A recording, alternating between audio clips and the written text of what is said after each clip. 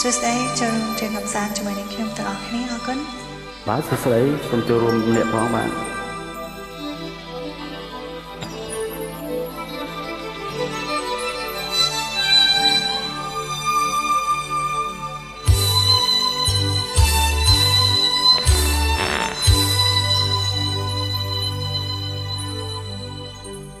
ពុកប្រេងវាសនាទេវតាប្រទានឲ្យបានជួបស្រីរាល់ពេលយប់ថ្ងៃស្រមៃភាំងក្រាសូមប្រនេះខ្ញុំប្រ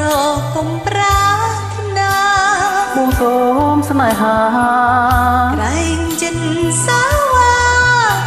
បាយទេសភាពត្រកាលកណ្ដាលសុគីធ្វើជាសាងសីបងស្មងនឹងស្រីឥតបីបែកបែដូចជាបំណងដែរអូនបងដែរយើងរួមស្នេហាអូនព្រួយខ្លាចតែមិនស្មោរឿងអ្វីហេតុអ្វីបានស្រីសងកាសូមពុងអរាប្រាប់ថាដួងចិត្តបរិសុទ្ធឥតខ្ចោះរូបកូនមិនឡងគ្រួសារក្រជាងប្រ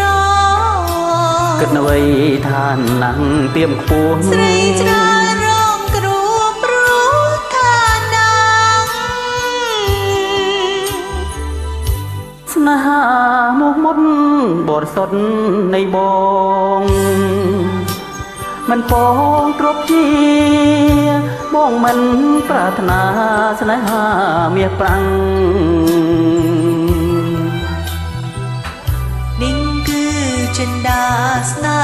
ហាត្រជាងយើងទាំងពីរនាង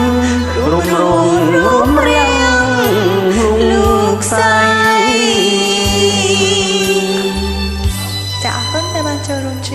កំសាន្តជាមួយនឹងខ្ញុំអរគុណ